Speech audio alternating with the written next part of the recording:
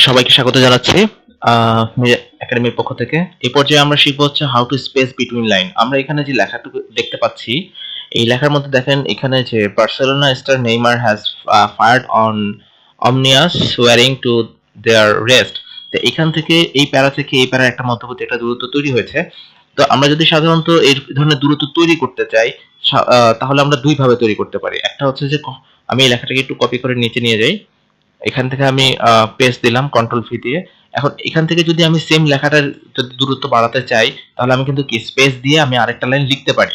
কিন্তু এই লিখতে গেলে আমাকে যে জিনিসটা হয়, তাহলে কিন্তু আমার এখানে ফর এক্সাম্পল আমি এখানে লেখাটা বাড়াচ্ছি, আমার লাইন বাড়তেছে, কিন্তু কি মাঝে দিয়ে দূরত্বটা কিন্তু এই যে এখান থেকে যে নতুন লাইনটা হচ্ছে, এই লাইনের দূরত্ব কিন্তু ঠিক থাকতেছে না। এখন যদি আমি এই ধরনের লাইনের দূরত্ব তৈরি করতে চাই, আমাকে কি করতে হবে, এন্টার দিয়ে আরেকটা লাইনে চলে যেতে হবে। কিন্তু ওইভাবে লাইনের দূরত্ব গেলে মধ্যবর্তী পর্যায়ে একটা ফাঁকা থেকে যায়, যেটা স্পেস বা ব্যাক স্পেস অথবা ডিলিট চাপলে আমরা সেই দূরত্বটা কমিয়ে ফেলতে পারি।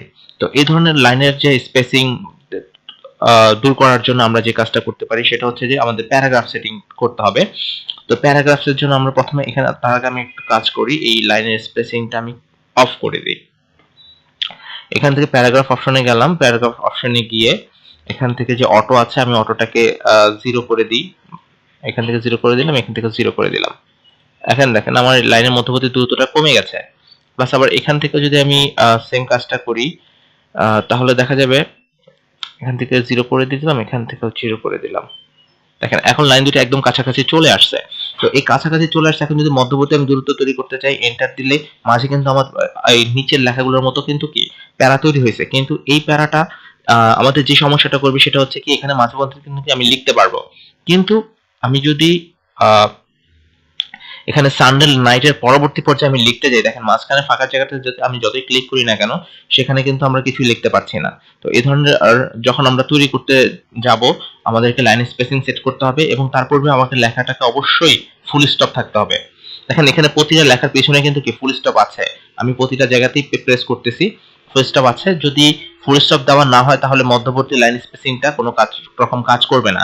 এখন আমি যে লাইনের সাথে অপর লাইনের বা অপর প্যারার স্পেস তৈরি করব, সেই স্পেসটাকে প্রথমে ব্লক করে নিতে হবে। ব্লক করার পরে আমরা এখান থেকে প্যারাগ্রাফ, হোম মেনুতে প্যারাগ্রাফ অপশনে যাব, এখান থেকে ছোট্ট যে ডান দিকে ড্রপ ডাউন অ্যারোটা আছে, এখানে ক্লিক করলেই আমাদের এই যে প্যারাগ্রাফ সেটিংটা চলে আসবে।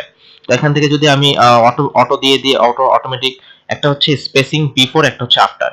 যেহেতু আমার প্রথম প্যারাটা হচ্ছে এটা, এই প্যারার এখানে যেহেতু আমি এই প্যারার নিচে যেহেতু আমি স্পেস তৈরি করব, সেহেতু আমি অবশ্যই আফটারটা সিলেক্ট করব।